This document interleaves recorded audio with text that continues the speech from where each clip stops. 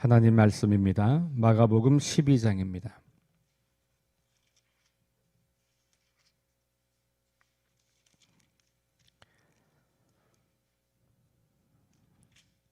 마가복음 12장 13절부터 44절까지입니다. 우리 말씀을 함께 봉독합니다.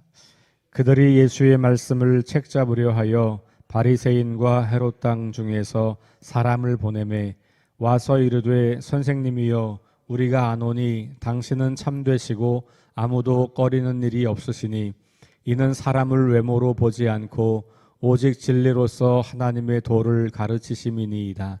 가이사에게 세금을 바치는 것이 옳으나이까 옳지 아니하니이까 우리가 바치리이까 말리이까 한데 예수께서 그 외식함을 아시고 이르시되 어찌하여 나를 시험하느냐 데나리온 하나를 가져다가 내게 보이라 하시니 가져왔거늘 예수께서 이르시되 이 형상과 이 글이 누구의 것이냐 이르되 가이사의 것이니이다.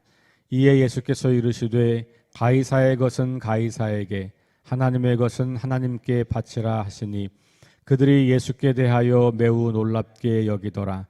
부활이 없다 하는 사두개인들이 예수께 와서 물어 이르되 선생님이여 모세가 우리에게 써주기를 어떤 사람의 형이 자식이 없이 아내를 두고 죽으면 그 동생이 그 아내를 취하여 형을 위하여 상속자를 세울지니라 하였나이다. 7형제가 있었는데 마지가 아내를 취하였다가 상속자가 없이 죽고 둘째도 그 여자를 취하였다가 상속자가 없이 죽고 셋째도 그렇게 하여 7이 다 상속자가 없었고 최후의 여자도 죽었나이다. 7사람이 다 그를 아내로 취하였으니 부활 때 곧 그들이 살아날 때에 그 중에 누구의 아내가 되리이까? 예수께서 이르시되 너희가 성경도 하나님의 능력도 알지 못함으로 오해함이 아니냐.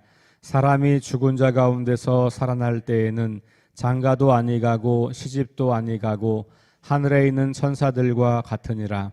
죽은 자가 살아난다는 것을 말할 때 너희가 모세의 책 중 가시나무 떨기에 관한 글에 하나님께서 모세에게 이르시되 나는 아브라함의 하나님이요 이삭의 하나님이요 야곱의 하나님이로라 하신 말씀을 읽어보지 못하였느냐. 하나님은 죽은 자의 하나님이 아니요 산 자의 하나님이시라.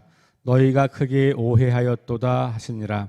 서기관 중 한 사람이 그들이 변론하는 것을 듣고 예수께서 잘 대답하신 줄을 알고 나와 묻되 모든 계명 중에 첫째가 무엇이니이까? 예수께서 대답하시되 첫째는 이것이니 이스라엘아 들으라. 주 곧 우리 하나님은 유일한 주시라. 내 마음을 다하고 목숨을 다하고 뜻을 다하고 힘을 다하여 주 너의 하나님을 사랑하라 하신 것이요 둘째는 이것이니 내 이웃을 내 자신과 같이 사랑하라 하신 것이라. 이보다 더 큰 계명이 없느니라. 서기관이 이르시되 선생님이여 옳소이다. 하나님은 한 분이시요 그 외에 다른 이가 없다 하신 말씀이 참이니이다. 또 마음을 다하고 지혜를 다하고 힘을 다하여 하나님을 사랑하는 것과 또 이웃을 자기 자신과 같이 사랑하는 것이 전체로 드리는 모든 번제물과 기타 제물보다 나으니이다. 예수께서 그가 지혜 있게 대답함을 보시고 이르시되 내가 하나님의 나라에서 멀지 않도다 하시니 그 후에 감히 묻는 자가 없더라. 예수께서 성전에서 가르치실새 대답하여 이르시되 어찌하여 서기관들이 그리스도를 다윗의 자손이라 하느냐. 다윗이 성령에 감동되어 친히 말하되 주께서 내 주께 이르시되 내가 내 원수를 내 발 아래에 줄 때까지 내 우편에 앉았으라 하셨도다 하였느니라. 다윗이 그리스도를 주라 하였은즉 어찌 그의 자손이 되겠느냐 하시니 많은 사람이 즐겁게 듣더라.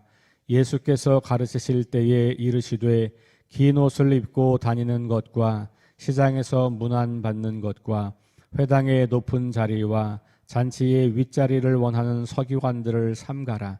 그들은 과부의 가산을 삼키며 외식으로 길게 기도하는 자니 그 받는 판결이 더욱 중하리라 하시니라. 예수께서 헌금함을 대하여 앉으사 무리가 어떻게 헌금함에 돈 넣는가를 보실세. 여러 부자는 많이 넣는데 한 가난한 과부는 와서 2렙돈 곧 한 고드란트를 넣는지라. 예수께서 제자들을 불러다가 이르시되 내가 진실로 너희에게 이르노니 이 가난한 과부는 헌금함에 넣는 모든 사람보다 많이 넣었도다.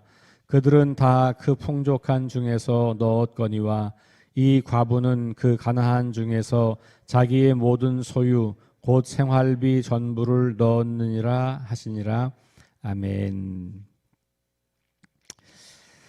네, 이제 오늘 우리가 5단원의 마지막 부분, 뭐 아주 마지막은 아니지만 거의 뒷부분을 함께 읽으셨고요.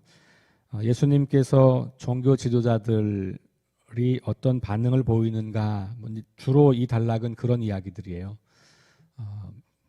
그래서 우리 지난 토요일에 보았던 말씀은 권세에 대한 포도원 농부의 비유, 또 권세 이런 이야기들에 대해서 말씀을 이제 하셨고, 오늘 그 종교 지도자들이 그런 이야기를 들으면서 또 질문을 하는데 이제 새 장면이 등장을 합니다. 3번 묻는 그 종교 지도자들의 모습이 등장해요. 오늘 제일 처음에 13절에 보면 예수의 말씀을 책 잡으려고, 그러니까 그 방금 위에 우리 지난 토요일 날 보았던 포도원 농부 비유, 그 다음에 그 위에 권세 이야기,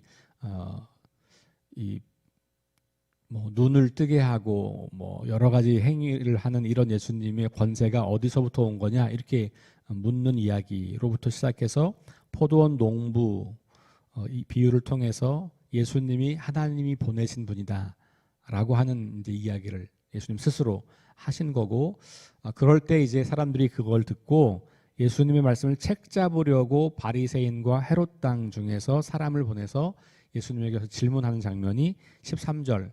그래서 우리가 세금을 누구한테 내는 게 맞냐, 이런 질문을 하는 겁니다. 그 다음에 이제 28절부터 보면 서기관 한 사람이, 다시요 18절부터 보면 사두개인들이 와서 부활과 관련된 질문을 해요. 그 다음에 28절부터 보면 서기관 한 사람이 가장 큰 계명에 대한 이야기를 합니다.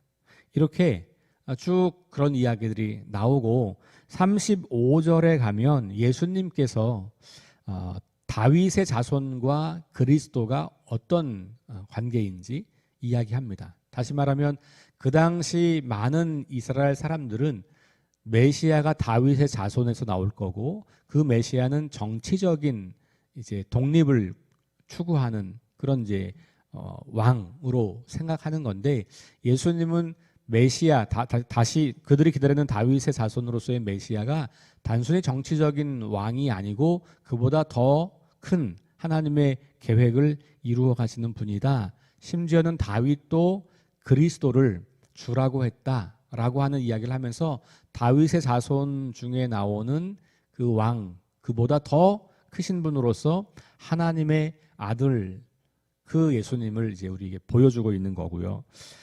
그리고 나서 이제 그 뒤에 서기관들을 삼가라, 우리 어제 설교 말씀이었고, 그리고 가난한 과부의 헌금 이야기를 들어서 이야기하면서 이제까지 여러 종교 지도자들의 그 적대감, 그리고 예수님을 넘어뜨리려고 하고 예수님 말씀을 오해하고 이런 사람들의 이야기 끝에 가난한 과부의 헌금 이야기를 통해서 대조적으로 종교 지도자들과 대조되는 가난하고 힘없는 한 여인, 그러나 그 여인이 결국은 하나님 나라를 가장 잘 알고 있는 여인으로 소개하고 있는 그런 큰 흐름 속에 우리가 있다는 것을 먼저 좀 말씀을 드리고 싶습니다. 자, 가이사에게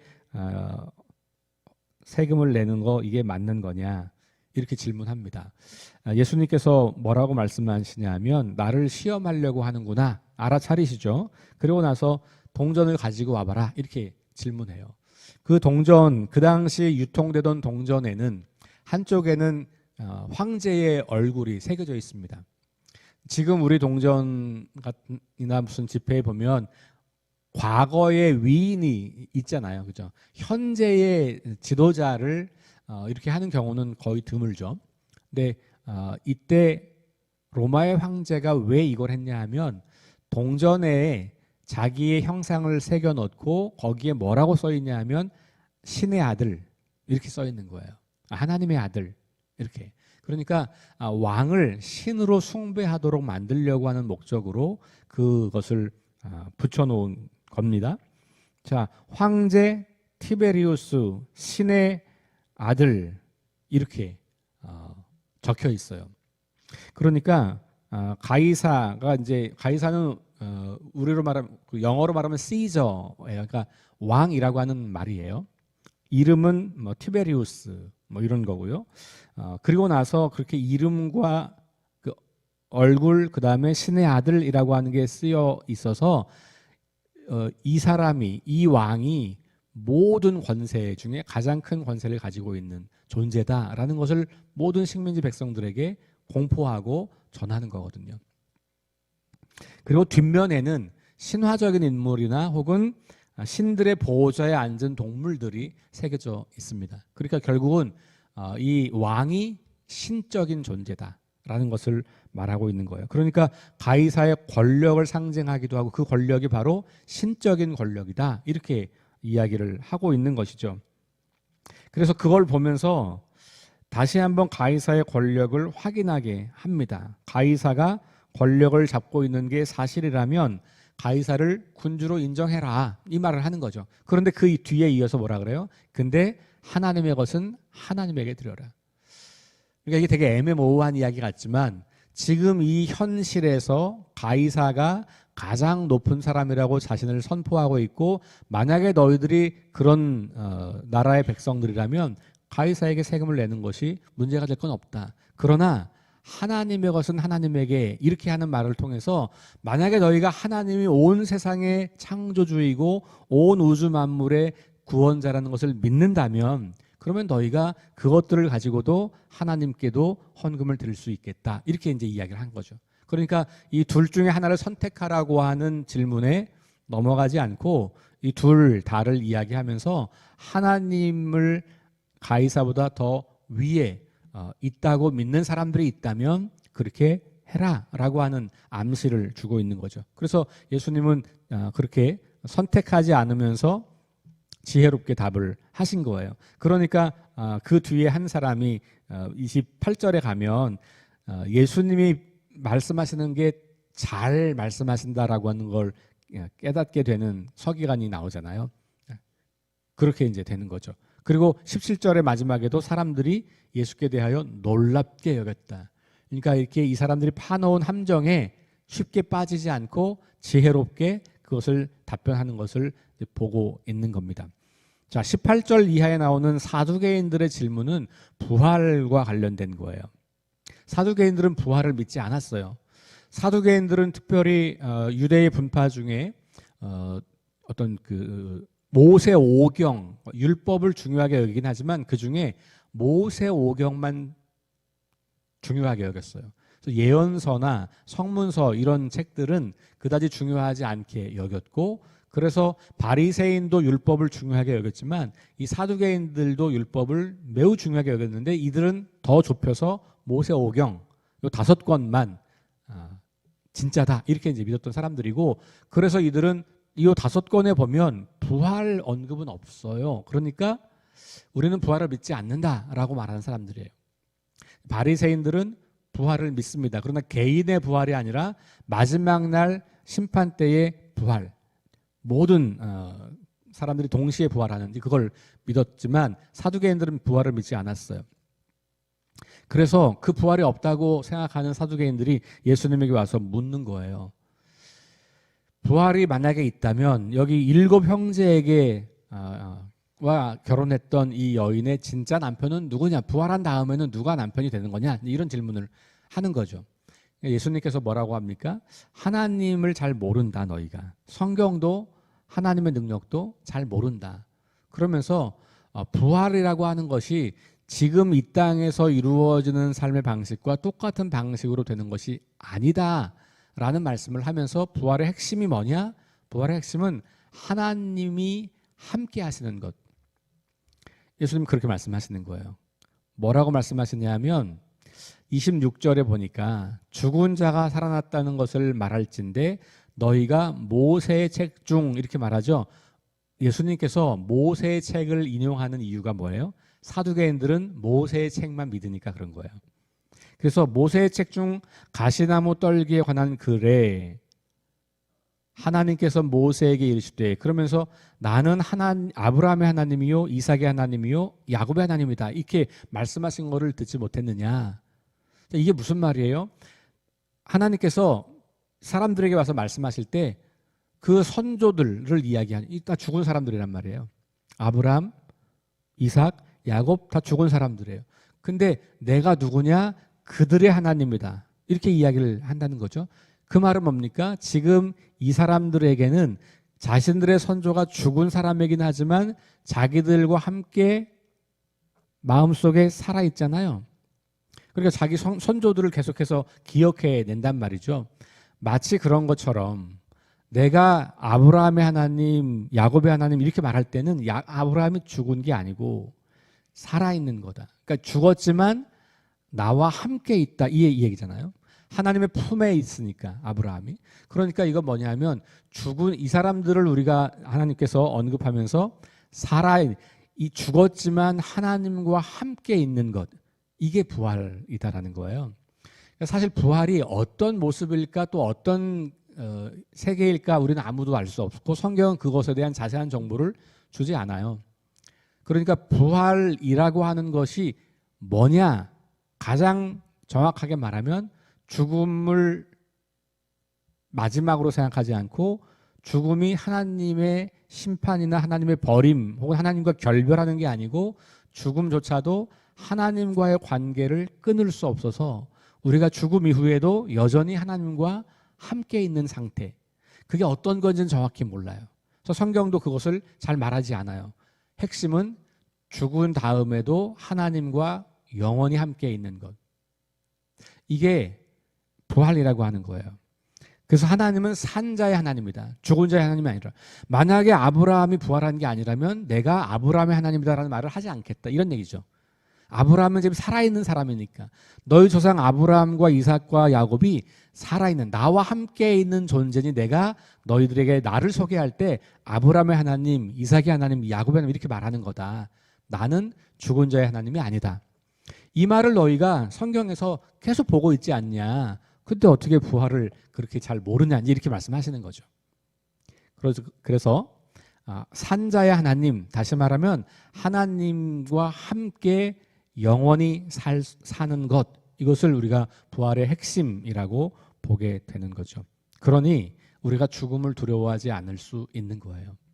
그러니 우리가 이 기독교가 이제까지 오면서 순교의 죽음을 통해서 사라지지 않고 순교를 보면서도 사람들은 계속 하나님의 살아계심을 믿는 거예요.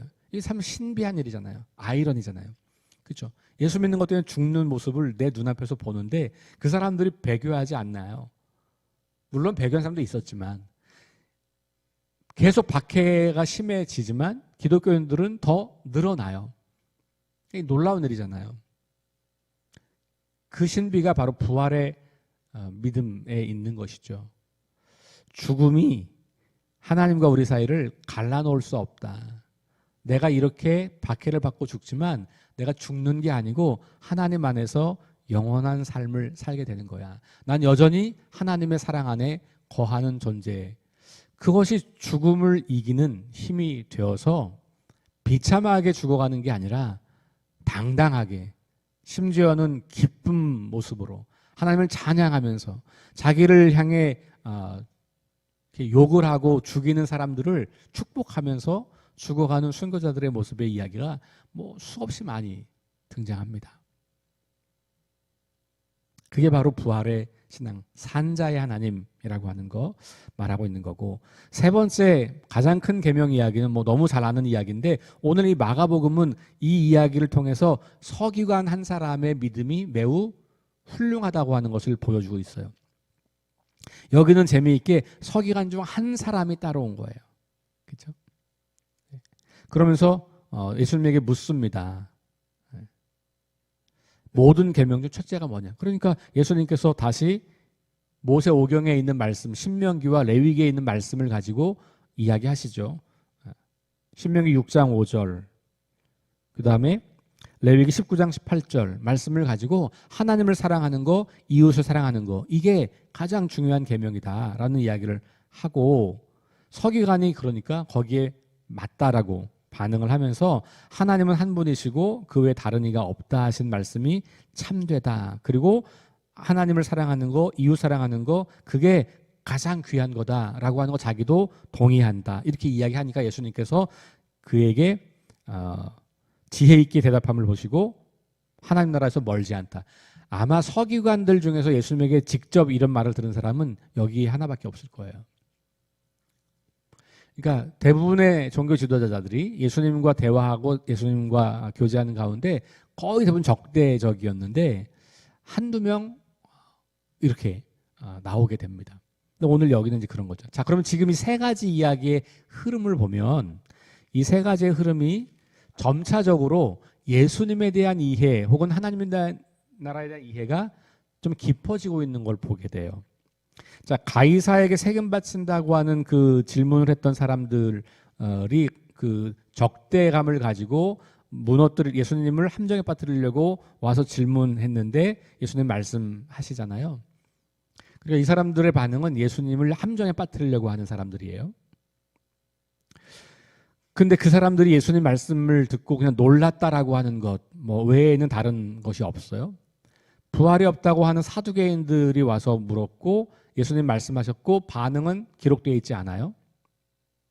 마지막 세 번째 이야기에서는 서기관을 지혜 있다고 말하고 하나님 나라가 멀지 않다라고 하는 칭찬을 합니다. 그러니까 점점 이 반대자들도 그 그룹에 따라서 다른 반응을 보이고 있으면서도 이 이야기는 점차로 예수님과 하나님 나라에 대한 이해가 깊어지고 있는 장면을 우리에게 보여주고 있는 거고, 그렇게 끝나고 나서 예수님께서 다윗의 자손 관련해서 이야기를 하는 거죠. 35절 어찌하여 서기관들이 그리스도를 다윗의 자손이라 하느냐라고 질문을 합니다. 그러면서 다윗이 성령에 감동되어서 말하기를 주께서 내 주께 이르되 이런 이야기를 했다는 거죠. 그러니까 다윗도 그리스도를 주님이라고 말했는데 그리스도가 다윗의 자손이라고 본다고 하는 것은 한계가 있는 거다. 물론 예수님이 다윗의 자손으로 오시는 게 맞지만 동일하진 않다. 그 모습이 있지만 그것을 뛰어넘는 하나님의 아들로서 오신 거다라는 이야기를 하는 거고, 여기 반응을 보세요. 사람들의 반응. 사람들이 어떻게 해요? 즐겁게 듣더라. 그러니까 지금 반응이 달라진 거예요. 여기 이 말씀을 듣는 사람들은 즐겁게 들어요. 그러니까 이 말씀에 대해서 기쁨이 있고 이 말씀에 대한 긍정적인 반응을 하고 있다는 것을 우리에게 보여주고 있는 겁니다. 자, 그리고 이제 다시 예수님께서 서기관들에 대한 비판적인 말씀을 하시고, 이건 이제 어제 말씀드렸으니까 통과하고, 마지막 과부 이야기를 통해서 예수님께서 제자들에게 43절 제자들을 불러다가 말씀하시는 거예요. 이 가난한 과부는 헌금함에 넣은 모든 사람보다 많이 넣었다. 왜냐하면 전 재산을 드린 거니까. 그러니까 물질적 가치로 보면 매우 적은 것이지만 이 여인이 가지고 있는 것으로 하면 모든 걸 드린 거니까 가장 많이 드린 거다. 그러니까 우리가 하나님께 드리는 것이 세상의 기준으로 많고 적음이 중요하지 않다는 것이죠. 자신의 모든 것을 다 드려서 넣었다. 그러니까 이 사람은 하나님 나라가 무엇인지를 안 사람이에요. 그러니까 하나님 나라가 가장 귀한 것이기 때문에 자신의 전 재산을 바치는 것이 가능해졌다는 것이죠.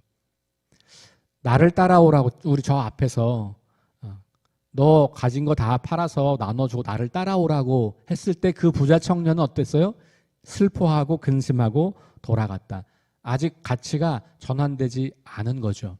하나님 나라 가치보다는 세상 가치가 더 중요하고 그 가치를 붙잡고 살려고 했던 그 바리새인과 반대되는 여인의 이야기를 통해서 하나님 나라를 정말 믿는다는 것은 하나님 나라가 내가 가지고 있는 모든 것보다 더 가치가 있다라는 것을 고백하는 거고, 이 여인은 그 고백의 표현으로 가난하지만 본인이 가지고 있는 2 렙돈을 주님께 드렸다라고 이야기를 하면서 점점 하나님 나라에 대한 이야기, 그리고 예수님을 따른다고 하는 것이 무엇인지에 대한 이야기가 깊어져 가고 있는 이야기를 우리가 오늘 보게 되었습니다. 오늘 우리 이 말씀들 굉장히 많은 이야기들이 여기 들어 있습니다만 하나씩 다시 묵상하시면서 주님을 더 가까이 경험하시고 또 하나님 나라의 우리의 삶을 온전하게 드리는 결단이 있는 그런 하루가 될 수 있기를 주의 이름으로 축원합니다. 기도하겠습니다. 하나님 감사합니다. 오늘 말씀을 통해서 예수님이 어떤 분이신지 또 하나님 나라가 무엇인지 계속해서 이야기가 진행되고 있습니다. 오늘 예수님과 대화했던 많은 사람들, 그리고 그 대화를 보고 있고 듣고 있던 수많은 사람들의 반응이 여러 반응이 있는 것을 봅니다. 마지막에 한 과부의 2 렙돈 바치는 이야기를 통해서 이 모든 이야기가 마무리가 됩니다. 하나님 나라를 자기 삶에서 가장 중요한 가치로 여기는 것, 그것이 바로 예수님을 통해서 배우는 하나님 나라의 진리이고 우리가 일평생 따라야 할 진리인 것을 우리가 깨닫습니다. 사람들의 기준이 아니라 하나님의 기준으로, 그리고 우리가 가지고 있는 것이 내 것이 아니라 하나님의 것임을 고백하며 하나님 나라를 내 삶의 그 어떤 것보다 우선적인 가치에 두고 살아가는 믿음을 우리가 갈망합니다. 우리는 이 세상 속에 묻혀 살면서 끊임없이 세상의 가치가 좋은 거라고, 그것이 우리를 행복하게 만든다고, 그것이 진짜 인생이라고 그렇게 속삭이는 소리를 날마다 들으며 삽니다. 그래서 정신 차리지 못하면 그 이야기에 휘둘려서 마치 정말 세상이 그런 것처럼 혼란스럽기도 합니다. 그러나 주님, 오늘 다시 이 아침에 말씀 앞에 서서 말씀을 묵상합니다. 이 말씀을 통해서 하나님의 아들 그리스도 예수께서 이 땅에 오셔서 말씀하시는 그 진리의 말씀들, 그걸 통해서 우리가 다시 오늘 이 아침에 하나님을 만나고 예수님을 만나고 하나님 나라를 이해합니다.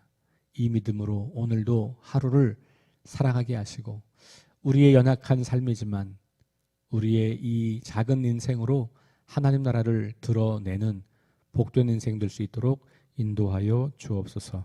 예수님 이름으로 기도합니다. 아멘. 우리 함께 합심해서 기도하겠습니다.